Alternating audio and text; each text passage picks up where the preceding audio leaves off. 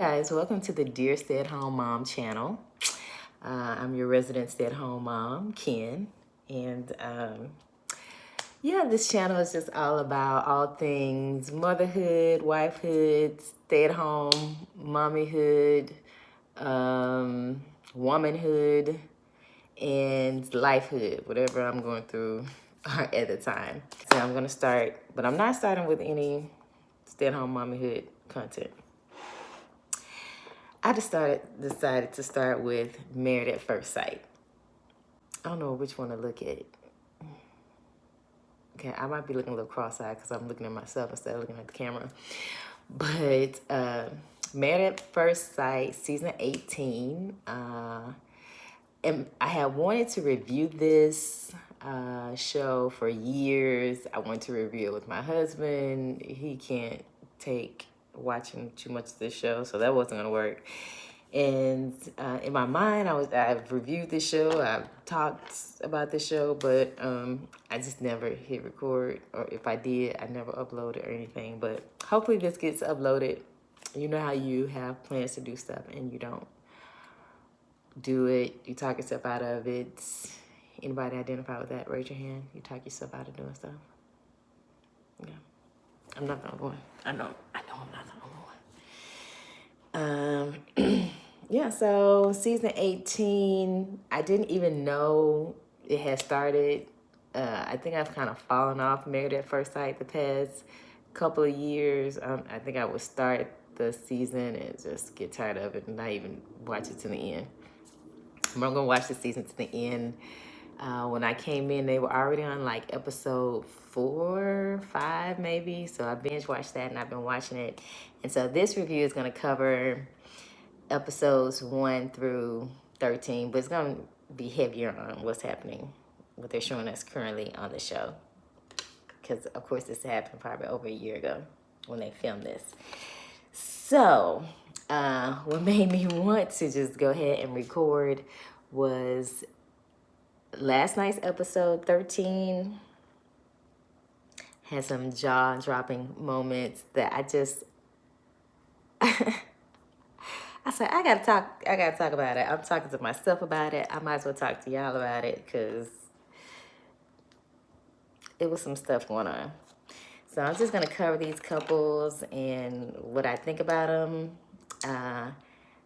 I'm no relationship expert. I've just been in one a very long time and been married a very long time of 23 years. So yeah, I have some experience in the marriage department. And it's so easy to see what other people are missing, which is why therapy is good for couples because you can't see your own stuff a lot of the times unless you're both people are very self-aware and emotionally intelligent. You can't a lot of times see, you know, the beam in your own eye. Let me start with Madison and Alan. Okay, so when they met at the altar, Married at First Sight, it's arranged marriages. They have experts that arrange the marriages, and I'm trying to get this glare out of my eye. I don't know which way that's best to have the camera going, but the glare probably still in there. That's what you're gonna get. Oh, I'm also gonna be multitasking while I'm doing this, so I'm not gonna be looking like, and I'm probably gonna get distracted because I'm doing this. I was like, girl, your eyebrows need grooming. Okay, so that's what I'm gonna be doing during this review, and hopefully I look up. I might not. My first impression of Madison and Alan, as far as like were they well matched and their prospects, were I didn't think they were good based on the first the day they got married, which is the first time they met. Madison and Alan. Madison is a pretty girl, I think by the world standards. And Alan is not conventionally attractive, but I think he has a good personality.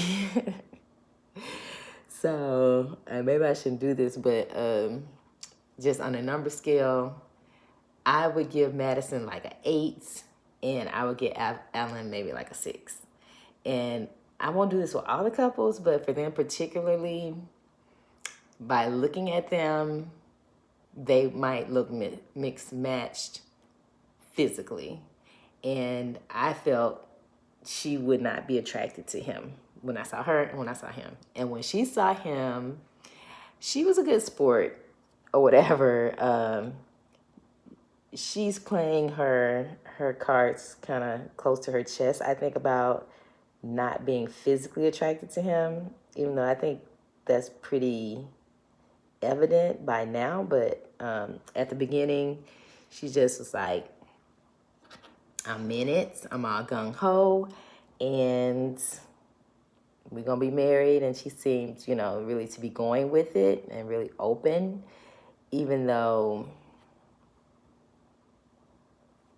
I felt like I could tell at the time that she would not be attracted to him. And maybe because how she described who she normally would date, well-groomed guys, very put together, very athletic. She has a type. But she also says her type hasn't worked for her, so she wouldn't mind going against type. But it's hard to change what you're attracted to if you have a very strong view of what you're attracted to. Even when Alan met Madison's family, I felt bad for him. Because the sister, Madison's sister, I'm hoping it's a younger sister, because Alan asked, why did he ask that? He asked the family, is he normally Madison's type? And her sister had a visceral reaction. She was like, oh no, not at all. You're not her normal type at all. Which was kind of like, well, dang. And then she went on to say, she usually like pretty boys. So you obviously think he's not pretty. So that kind of leads to the struggle so far in their relationship. They communicate pretty well, I think, about issues they're having. And they communicate, I feel, fairly well about their life. It seems like they could be really good friends, like really great friends. And, maybe if they were really great friends for like 5 or 6 years, and he kind of just playing the background that time as her friend, she really would want the friendship. He could charm her over the years with his personality, being there for her. If they went through stuff together, they could probably end up together. But being married at first sight and only having 8 weeks to overcome that, and she has indicated that there is a lack of I don't know if she said there's a lack of physical attraction, but she hasn't done what people have done in years past and made a huge deal of it. So I think she's playing that pretty smart, because if you make a huge deal about you're not attracted to the person, you come off as shallow.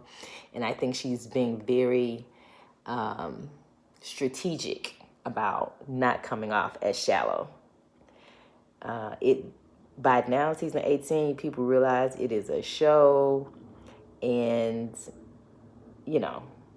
it's going to frame how the world views you, and which I don't like as much, especially that last season was such a mess. I did watch all of last season.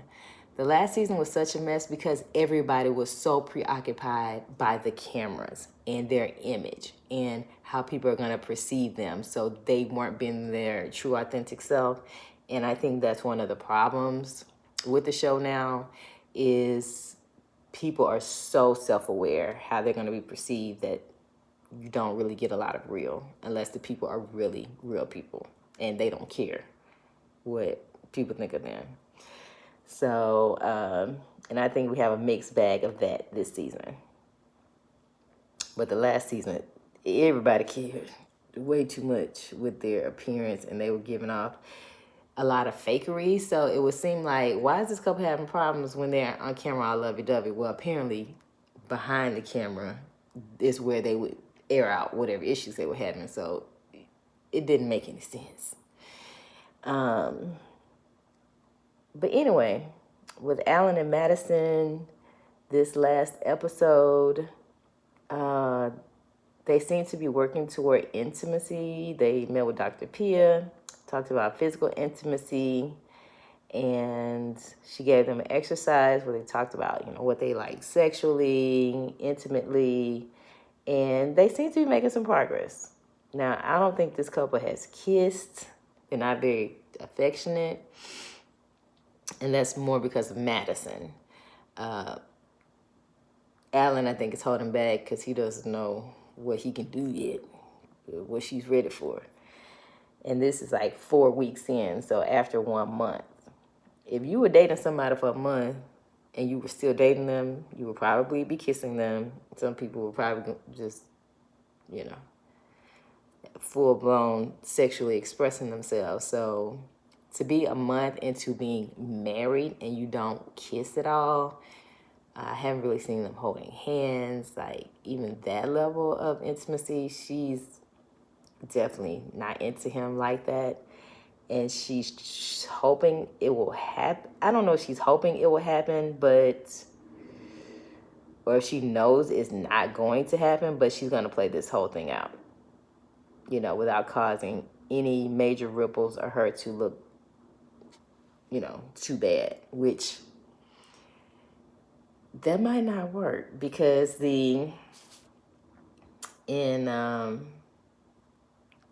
future episodes, the flash forward or whatever, the preview, Alan is like so upset about something. He's punching cabinets, and I think that may come to either this next week's episode or the week after because they're going on the couples trip. And at least Juan was there when this episode happened. So I'm assuming it has something to do with Madison. And I'll tell you why when we get to another couple. So I'll move past them.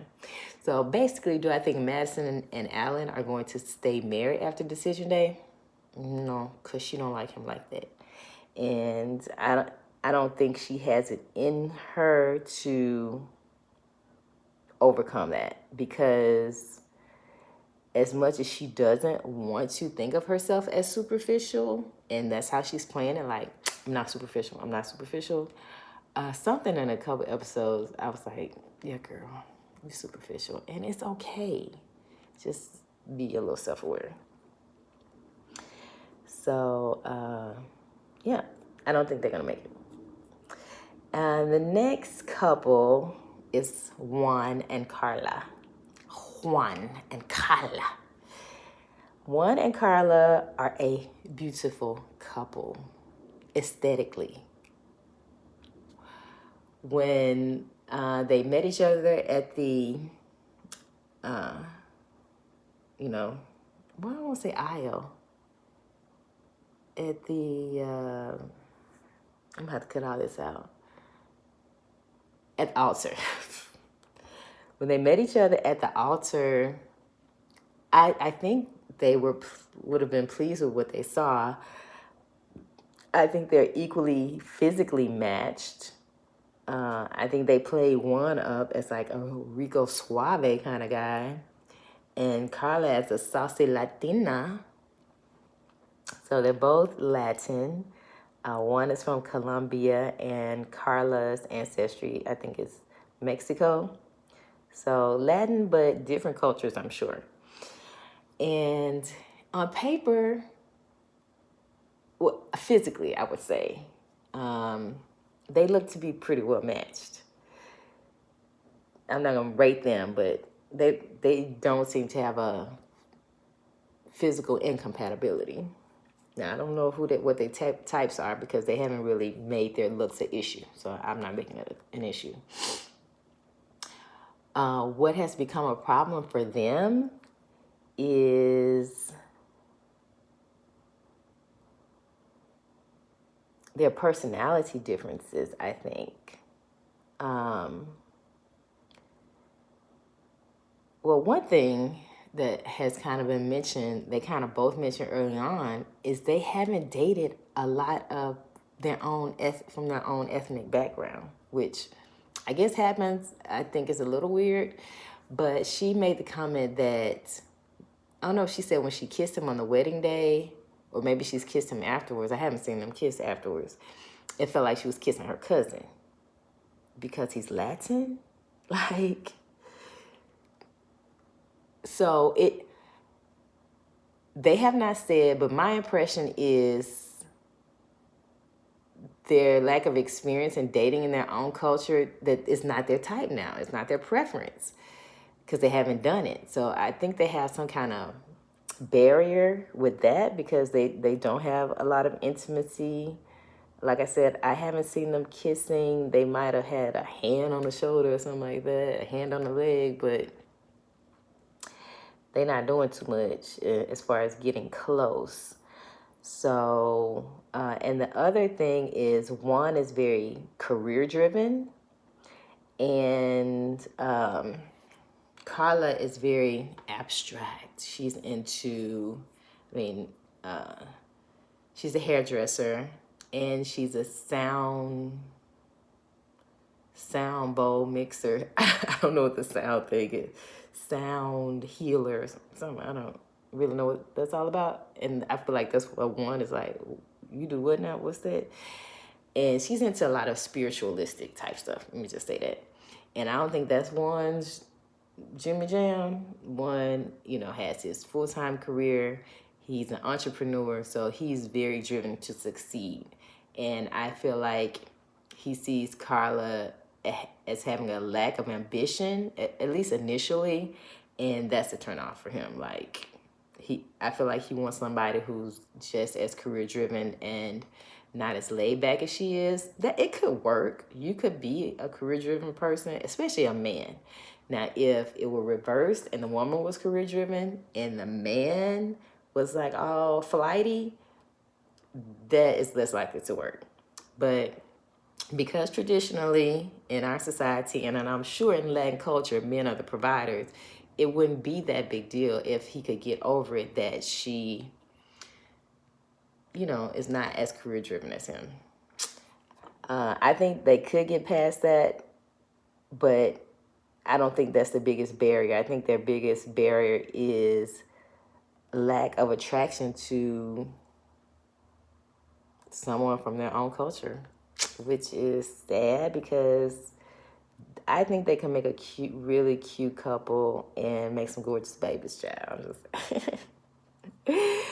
And I think that could be good. Of course, they might have cultural differences because Colombian and Mexican, they're not the same, but they have some shared experiences. And I think Carla would be open to continuing their marriage. But Juan, I'm really surprised by Juan because they really, the first, couple episodes when they introduced Juan, they just made it seem like he was just a Latin lover. And this man is not touching this woman. So it's really weird. It seems to be a disconnect somewhere. I don't know what it is. And I'm sure it seems like Carla doesn't know what it is either. But are they going to stay married?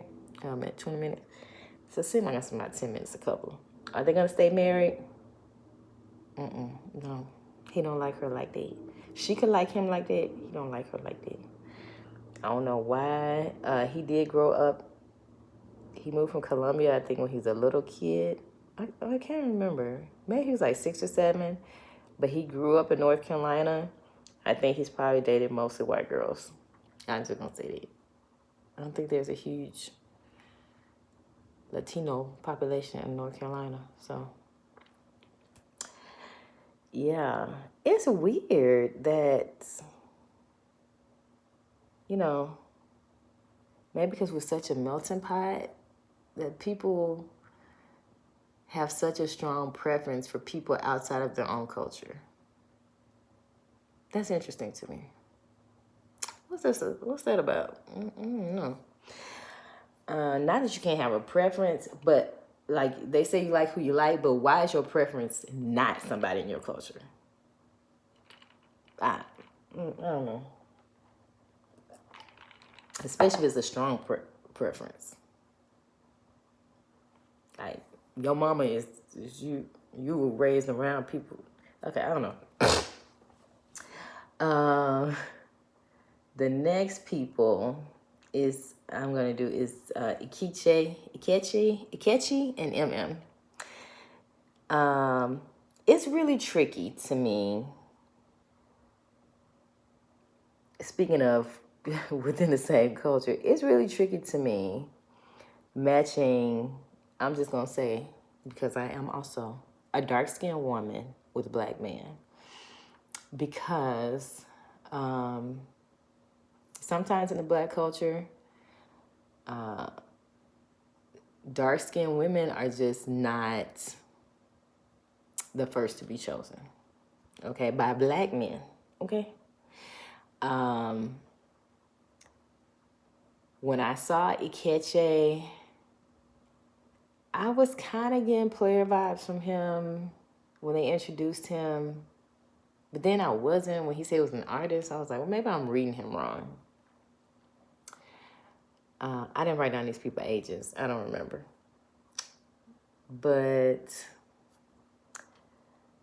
I don't know. For the most part, there are so many available black women to black men. If a black man is not married by 30, or very early 30s, I'm looking at him sideways twice because what is you doing? If they're interested in black women. So they started out, I didn't think he would be attracted to her. I don't know why. One, she's a dark-skinned black woman, and like I said, it can be hit or miss whether a black man will appreciate that, okay? But then at the altar and after the wedding and over the honeymoon, that didn't seem to be a barrier. And they were actually kind of close. They were touching, I don't think they ever consummated their marriage, but they were being kind of affectionate and kind of seemed open to this relationship going. They seemed physically closer than any of the other couples, which I didn't think that was natural, but I was like, okay. Usually people who start off hot and heavy without getting to know each other first, like being very close and touchy and just like we all in,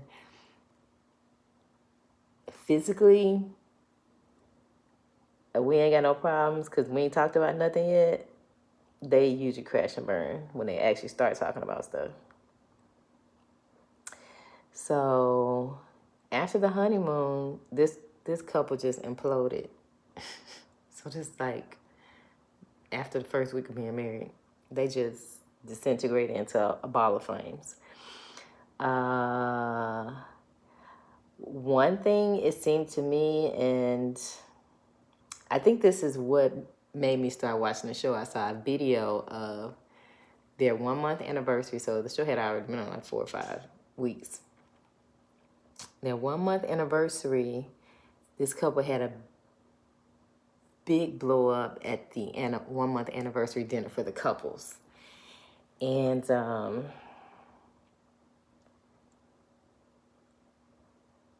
it just,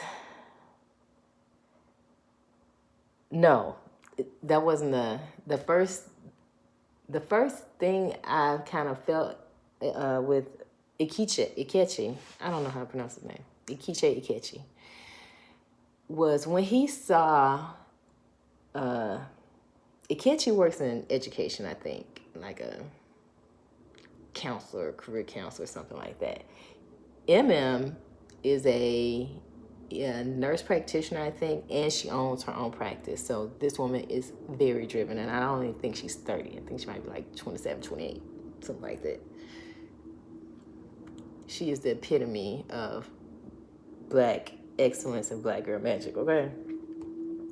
So I think that can be very intimidating for men, and I think when Ikechi especially went to her apartment, he became very self-deprecating.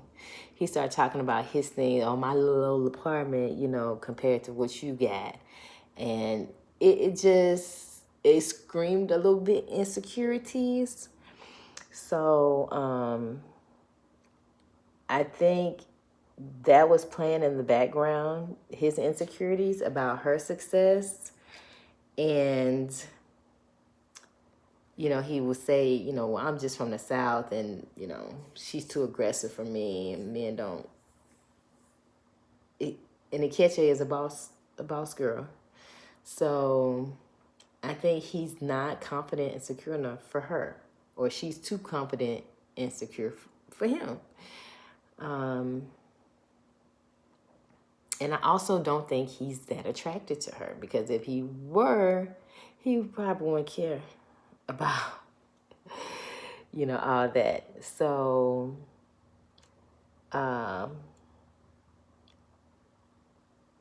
they met each other's friends, and Ikeche was describing MM, and he said some good things about her, but he called her aggressive. You want to trigger a black woman? Call her aggressive. Or call her angry. Okay? Because that stereotype has been put on black women so much, and you hear from a black man who is also your husband, trigger alarms, okay? It's going to get set off by most black women, okay? So, yeah, so when that kind of put her off on him, like aggressive. And then at the 1 month dinner, they just had a blow up, argument. She called him a clown. He didn't want to talk about it, but she had to go to the bathroom. It was a whole scene at the table, right? So it comes out that Ikeche says that MM has been all over. What he means aggressive. One, he doesn't like all her prying questions, but you're trying to get to know somebody. But he also says that she's almost groping him and coming on too strong to him, and that's not attractive to him.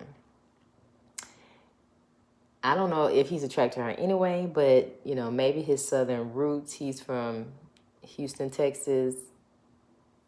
MM immigrated, I think, when she was very young, but I think she immigrated straight to Chicago. So a little bit of cultural difference there, just being from the South and North, regardless of them being the same race, although she's Nigerian American and he's African American. So technically, I'm not getting into race, child. But yeah, and so after that blew up, the experts tried to intervene. Their relationship has not gotten back on track. They say they're gonna try, but MM is, like, you're gonna have to come to me. I'm not gonna be chasing you. You the husband. And he said she was too aggressive, so you would think he would want to be the pursuer, but I don't think he want to pursue her. No, he just don't. They're not. He left the apartment. They're not living together. In this last episode, it wasn't too much about them. They went on an ice cream date. It was super awkward. And then he left and went back to Houston and for his college homecoming, and they really didn't have any more interaction. Are they gonna make it on decision day? No, child, they ain't made it to the 1 month anniversary. So yeah, I think he's just not attracted to her all like that, and he's completely intimidated by her. He's just yeah, no. So the only saving grace couple of this whole season is Thomas and Camille. So, which I was really worried about them the first at least 3 episodes. So they're both mixed African American, so they're both mixed with, I'm assuming, black and white, and so they're both very light skinned people. Did they match them because of that? Because that don't necessarily equal compatibility, but they are compatible in some ways. But the thing I was worried about is that Thomas Mix seemed to be, I think he was adopted, even though he's mixed. I think he was adopted by a white family, he and his twin brother. And so just even after the first introduction episode and then the wedding episode, I was like, oh, Thomas identifies and he presents more white acting, white associating. That's how he presents. Now, I could have been misreading him. But Camille, on the other hand, is just as light as Thomas, maybe even a tad bit lighter, skin-wise. But Camille black. Okay. Camille, she said she was raised, her community was more diverse, but I don't know where Camille's mom is. Did they show her mom? Is her mom white? I don't know. But her dad is black. And so she's just been, I feel like, lived more of a black American experience than Thomas has. And she kept saying the first few episodes, he don't have enough swag. The guys I dated before just usually have more swag. So that made me think they black. And Thomas hasn't said, but his brother is married to a white woman. So I kind of feel like that's probably who Thomas has dated also. Thomas also was in a long-term relationship that ended, not because he cheated, but he did cheat in that relationship. Kind of ended, he said, because it was just kind of drawing on, and maybe he just passive-aggressively cheated. I don't know. But that did come out during the wedding ceremony, like, ugh. So that was kind of a negative, but he said he went to therapy and did the work, try to figure out why he cheated, child. So hopefully not once a cheater, always a cheater.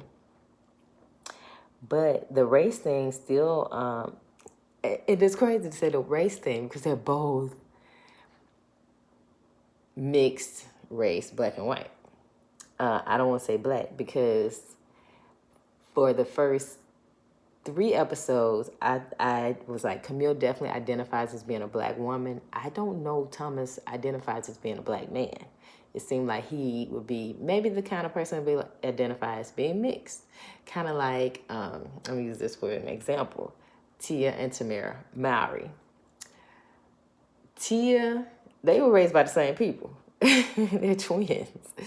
But Tia married a black man. She's more black presenting. Tamera married a white man, and she's more mixed presenting. Like, I feel like, and I don't know what they have said in the past, but I feel like Tia would be like, I'm a black woman. And I feel like Tamera would be, and maybe she has said this, and that's why I'm saying this, that I'm a mixed woman, you know? And that's kind of how I felt like Thomas and Camille kind of are. But in a conversation with Camille's sister, who, they were talking about this race thing and kind of the societal implications, and I was so glad that they went there. About growing up mixed and, how their experiences might be different, even though they look very similar. And Thomas did say as a black man, so I was like, he said a black man, but it kind of felt like a little, I don't know, like that was the first time he ever said that before. But around episode, I don't know, around episode 5 or 6, it seemed like they kind of, especially after that conversation with Camille's sister, where they really got down to the root of their cultural differences, even though they're both mixed. They did not grow up the same. I think Camille started to accept, okay, that's just what it is. I'm in this marriage. I'm finna push on past this, okay? A lot of other couples that would have been like too big of a hurdle to cross, because she kept saying, you know, I'm used to dating guys with more swag, more swag, more swag. So after that, you know, they started, you know, getting closer, met each other's families again, 1 month anniversary. They seemed pretty solid. They were communicating very well and very maturely. And then they got it in. Camille was like, you know what, I'm sexual, and so we're gonna have to do this in order for me to decide, child. We's married. And Thomas was like, girl, you ain't said nothing but a word. Now that's the blackest. He didn't say that. That's how his face was looking. I'm infusing my black thought onto Thomas right there. And he was like, girl, come on. So they are the only couple that we know of that have consummated their marriage. They're really in a good place. This last episode, they met with Dr. Pia, and child, it was a little shocking. They're very progressive with their sexuality and open, and they were talking about doing oral. I was kind of like, oh, Thomas was like, I give it. I'm a giver orally. And Camille was like, I'm freaky, but I ain't there. I'm gonna do that for you. And he was like, well, man, I would like it if you did. And she was like, we gotta get there. And he was like, okay, but I'm just letting you know. Camille was talking about her kinks, what she likes. She like it rough, you know, and I was like, wow. But it is refreshing to see a grown couple talking about their sexuality with no qualms, no hold-ups, no hesitation, no anything. They just were being very straightforward. But the thing that really had my eyes bugged is Dr. Pia left them a little play kits with gags and ropes and whips, and child, they was just doing it all on TV. Thomas was pouring some, I don't know what I thought it was wax at first, but then he started licking it off on TV and tying her up on TV, and she tied him up on TV, and we basically saw their foreplay on TV, okay? And I'm just like, y'all can show that. Like, but it was refreshing that this couple are very in tuned and have no qualms about their not just sexuality, but their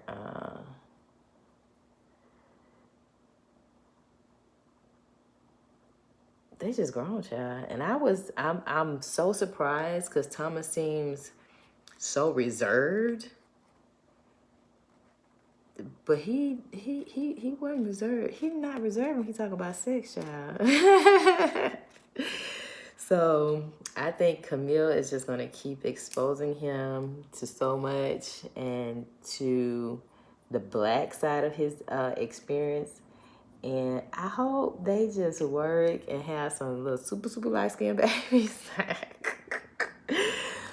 I think they will say yes on decision day. Although in some preview, Camille is saying she wants to take a step back. Now, you know how they be editing stuff. But I think by all indication, they will say yes on decision day. Fingers crossed, they make it and that they really just fall madly in love. Okay, how my eyebrows looking? So, yeah, I'm just cleaning them up. I'm not doing anything crazy. I'm not over plucking, but just cleaning up your eyebrows to just make your face look a little more alive. You see the, and then you see the, this look like a bushman. Now hopefully this look a little cleaner on there. maybe just to myself. Doing your eyebrows, it make you feel a little better. So go on and do them. I mean, I probably should stop right now instead of cutting them, trimming them down. Because I don't want to get too crazy. Oh, what time is it? So I got a multitask. I got stuff to do. Okay. And I need to eat. I haven't had anything to eat today. Okay. The last couple I'm going to do them because they had the most controversy surrounding them right now. And that's David and Michelle. Now, Michelle's a white girl. David is one of the most racially ambiguous people. I don't know what David's race is. But Michelle says she like a light-skinned man with tattoos and a man bun. David, he got some color to him. He's light-skinned, but I don't know what his race is. I've seen his people. I don't know what they are. I don't know. But it seemed that she was describing him. That's before she met him. She said, I like big, muscular, light-skinned men with a man bun, with tattoos. Physically, he checks all the boxes. So at the wedding day, when her girlfriends saw him, they were like, girl, this...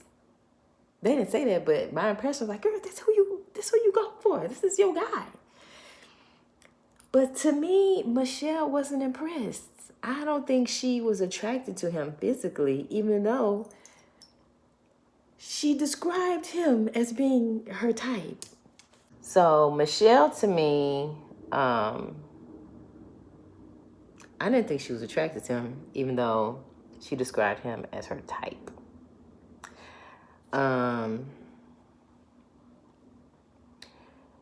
Then right out of the gate, like as soon as they sat down to talk, so maybe if she was on the fence about him physically, I think she still could have gone with it.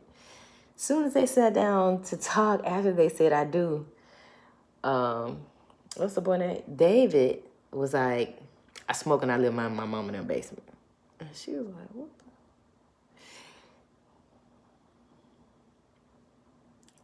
Which to me screams that's something he's insecure about, because why would you come right out the gate with that?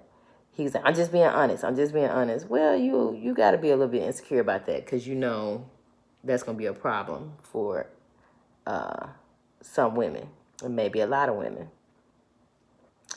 And at first, no. So Michelle, she never got over you live in your mom in her basement. I don't think she respects him because of that.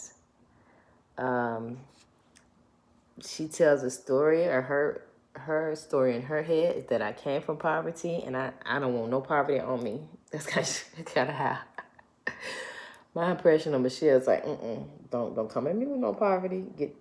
If it looks like not even poverty, just not affluence. Even though I don't think she lives an affluent life, but she's like, I worked so hard to have my 1-bedroom apartment.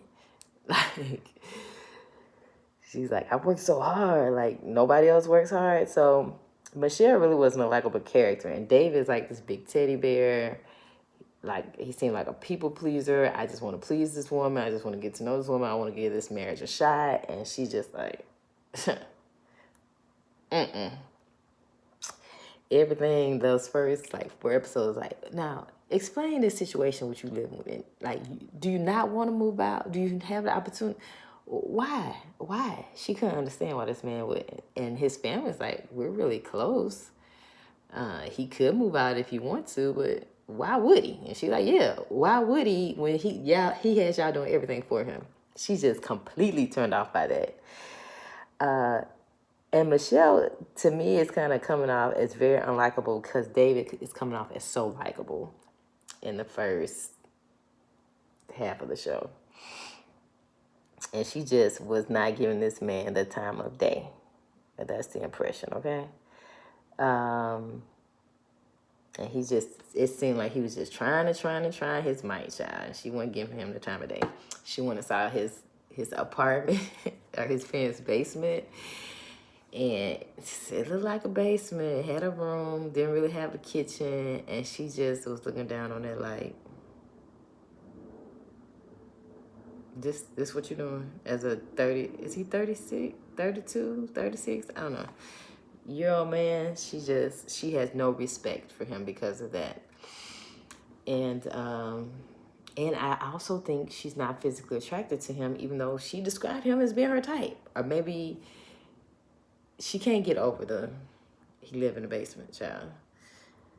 She kind of didn't say too much about his smoking. You know, she just said it was disgusting. And he was like, oh, I only do it socially. So,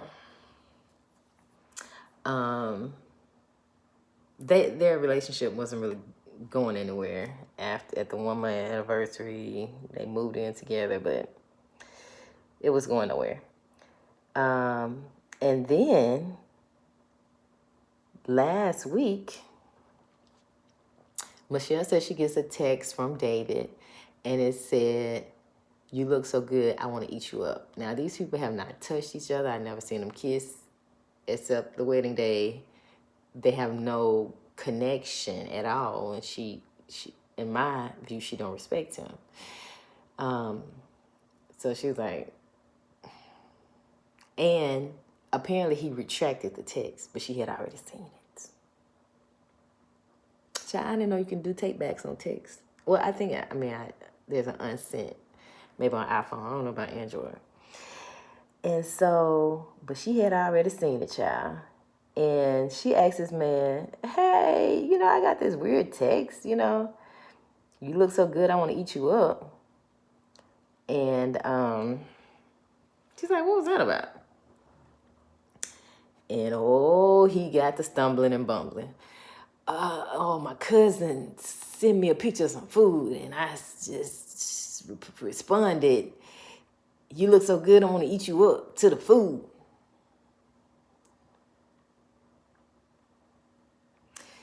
Sir, when you sent that text to her, you should have already concocted a good story in case she saw it. You don't know if she saw it. In case she saw it. Well, she did see it. And she was like, boy, I wasn't born yesterday. So now she got something to sink her teeth into, because she's been giving nothing to this marriage, okay? And she's been rejecting this man on every front. So she was the villain. She was the villain in this relationship to the outside audience, because everybody thinks David is a great guy, all the cast and everything. Thinks David's the best. He's just this big old honest teddy bear.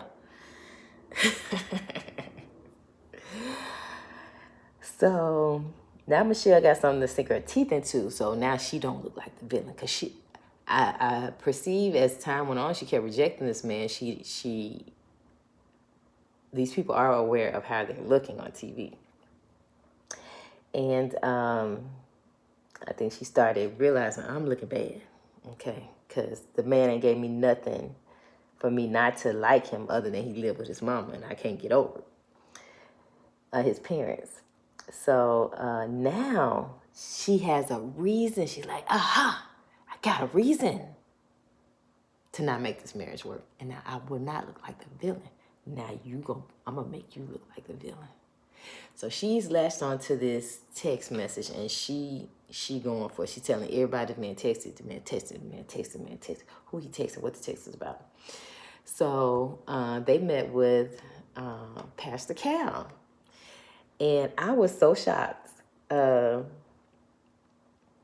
She was like, they discussed the text message, and David was like, he stuck with his story about the food. Like, David, boy, if you had any sense, if you were quick on your feet and you had any sense, you would have said, I was drunk, because he had gone out. When he sent that text, he was out at a bar. He could say, I was drunk, and I just wanted to try to shoot my shot with you and see if he was smart. He could have just said, Yeah, I sent it to you, but then I realized it was a mistake, and I just took it back. She can't disprove that. Okay? She can have her suspicions, but she can't disprove that. And it seemed more plausible, right? This concoction you have with your cousin, now your cousin got to go along with this story. And Michelle is a dog with a bone. She is not letting this go, okay? So Michelle called her cousin. No, Pastor Cal. Pastor Cal's like, well, just show us the proof. And he was like, no, I don't have it. I deleted it. He was like, well, you could easily dispel her thinking. Okay, so Michelle's like, I know you lying. You were texting another girl. And he admitted, and she asked, well, have you texted other girls since we've been married? And he was like, yeah. I texted some girls. I met up with someone that I met on Tinder before we got married, but we're just friends now. So, I mean, it's this generation. They meet up with people. It's not as big of a deal as probably in my generation. So, it's so hard to do my left side because I'm right-handed. So, what happened next? But Michelle's a dog with a bone. And Pastor Cal was like, call the cousin. Michelle, get down to the bottom of it. And usually I feel like they try to resolve things more without causing as little drama as possible instead of like ratcheting it up. And when Pastor Cal gave her the go ahead, she's like, that's what I'm gonna do. I'm gonna get in touch with that cousin. I'm getting to the bottom of this. Because, in my opinion, she's trying to get the heat off her from being the villain in their story. And if she can make David a liar, a cheat, she's like, now I'm justified in not being with this man. Even though, I mean, if you were dating, I guess the stakes wouldn't be as high as if you were married and you're going to dissolve the marriage. You want to dissolve it based on something tangible and not something intangible. And before her, what she didn't like about him was intangible, and that was making her look bad. But now she got something that is tangible, and the heat will be off her. It will be on him. So she's still a villain. Let's be clear. And all her people were like, oh, once you get to know her, like, yeah, I just got rose-colored glasses because she is not a nice person. Anyway, what else gonna say? So Michelle does call the cousin, and the cousin was like, I cannot tell a lie, and I'm not covering for him. I did not send him no picture. He did not send me that text. And baby Michelle was like, yes, I got him. Honey. So, but that was pretty much the end of the episode. Michelle, she got him. Okay. So I'm ending with them because of the previews. In previews past, there have been some indication that somebody in the cast is messing with somebody in the cast, somebody else in the cast that's not their spouse. Now, when I say mess with, I don't know to what extent, so I'm just going to say mess with for the lack of a better word. I don't know if they've been going out in communication. Somebody in the cast is attracted to somebody else in the cast who is not their spouse. It made it seem from those previews, all the previews that have happened to now, that because Alan is punching the cabinet and Juan is around, and he's like, all that peace and love and all that BS, and he's punching the cabinet, he hot about something. So it makes me think Madison is one of the people that's that preview before this whole thing came out about the text message made me think Madison is obviously not attracted to Alan. Maybe she's attracted to somebody in the cast. And because Alan, and they edit this stuff, right, to kind of make it what they want it to be. Because Alan was saying, forget all that peace and love, and that's kind of the words that Juan was saying at the 1-month anniversary dinner. Now I'm reaching and I'm reading into things, okay? That's kind of what Juan was like, all peace and love at the anniversary dinner. So that made, before this whole text message thing came out, that made me wonder, is Madison attracted to Juan? Because you have two couples with no physical chemistry. You have Madison, Alan's not her type. She describes a physically built man, that's one. A more muscular man, that's one. A very clean-cut, handsome man, that's one. And they're both business-driven. One has no physical connection to Carla. So I'm thinking, both of these couples have no physical connection. Maybe Madison and Juan. Even though Juan gave me no indication that he would be attracted to Madison. Juan gave me no indication he would be attracted to Madison, except for the fact that he said, now I'm going all down rabbit holes here.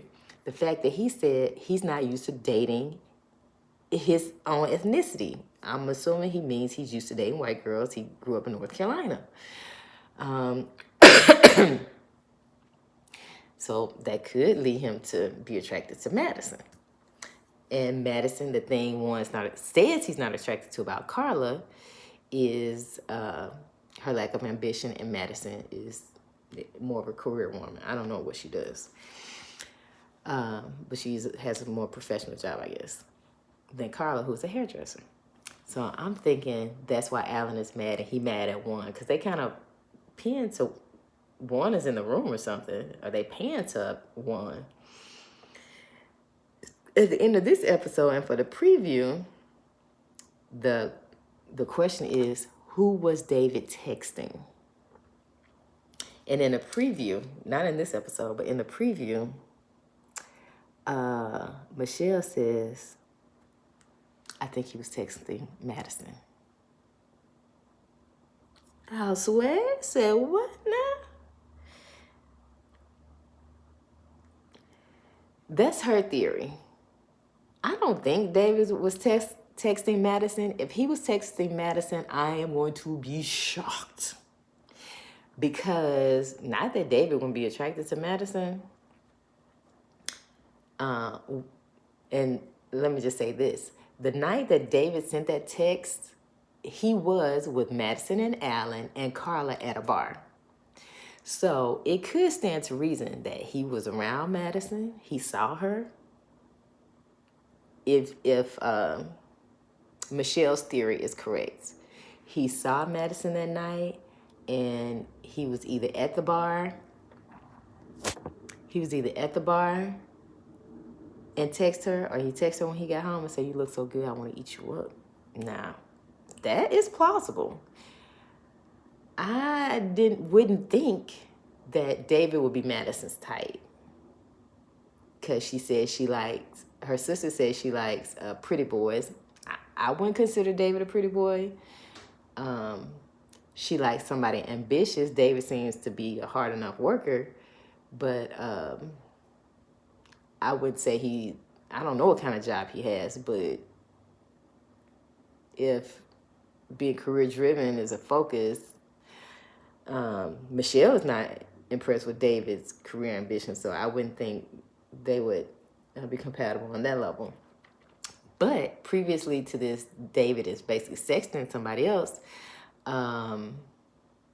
Everybody loved David. So, and they were all on his side because of how poorly Michelle was treating him. So, I don't know who David was texting. I wouldn't think it was Madison. I would think it's somebody else. Maybe some of these girls he had met on Tinder or something. Somebody else named Michelle. And he got the names confused. But why would Alan be punching the cabinet if something is not going on involving Madison? So Was David texting Madison? Hopefully we find out next week, child. They don't keep drawing this out.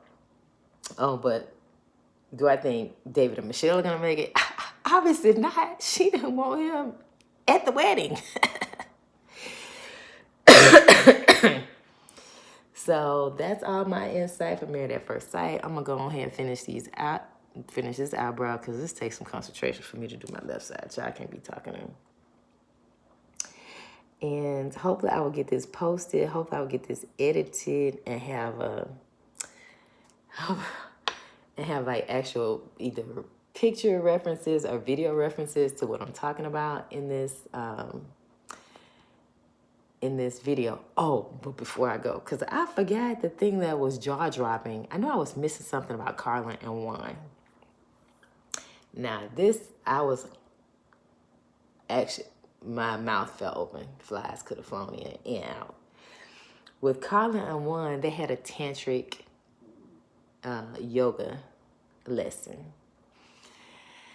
And to try to help with their intimacy, which it ain't gonna happen, because Juan got some kind of barrier, which he's not saying what it is. And that's the thing with it being 18 seasons in, everybody's so concerned about their image, and they won't be completely truthful on camera. But anyway, so they have this tantric yoga teacher come in, and yoga is very sensual. I mean, tantric is very sensual. And the lady come in, she's an older lady. At least she has gray hair. So maybe she's in her 50s, let's say. Little short lady, kind of plump. Why she has on lingerie to give the lesson? Low cut, boobs showing. It's kind of a skirt at the bottom. Short skirt, barely come past her cheeks. Ma'am, this not for you. It's for them. Juan takes off his shirt. He's in his shorts. Carla is in like exercise, little crop top and some like yoga pants. And they're like, touching each other. Juan is the first recipient. And Carla's touching him with a rose, like, being sensual. I think they did some touching to each other's heart and stuff. And why is the tantric yoga lady, rubbing the rose up Juan's crotch with her lingerie? She's showing more skin than anybody. Well, maybe except Juan, because I think he had his shirt off. I couldn't believe that this lady was on national TV, not just in her, like, you're the instructor. I think she thought she was the participant, and this was like a threesome or something, because why you half naked? I was mortified for Juan. Carla didn't seem to mind, but Juan seemed very uncomfortable. And I don't think he was uncomfortable with what he was doing with Carla. I think he was uncomfortable with this lady and what she was doing to him. Like, you don't need to be participating, lady. You can just instruct, okay? And I did watch the after party, and this was kind of juicy, because Juan was there and Madison and David. If David was texting Madison, that after party had me like, is Michelle right? Because Juan was David was very empathetic with Madison and what she was going through this episode. And Madison was a little excusing of David's texts. She didn't come down as hard as like Keisha Knight Pulliam. She does the after show. She was like, you was wrong, David. And Madison wasn't giving that kind of energy. So I was like, oh, are they in the room together? And and Michelle said these folks she was texting him.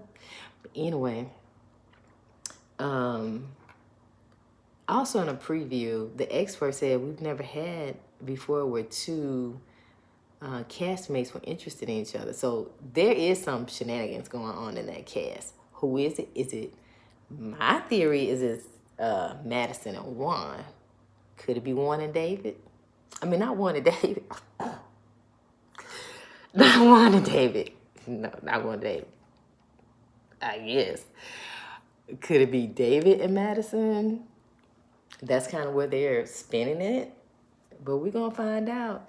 Oh, one also did say, he didn't say he was uncomfortable with the lady, but he was like, did she have on panties? Because when the lady stood up, they blurred her bottom. That's what had my mouth like, when it was actually going on, like, this, they blurring this lady's bottom. She's the instructor. I think she thinks she's a participant. It was shocking, jaw-dropping portion of that episode, other than the whole sexting thing. That didn't even make me drop my jaw. That instructor being in her lingerie on national TV, that was wild. All right, hope I get this uploaded, and I'll see y'all next week, and we're going to see who was David sexting. Are we going to find out? Will we ever know? Tune in. I'm going to be tuning in, y'all, because I got to know. Peace.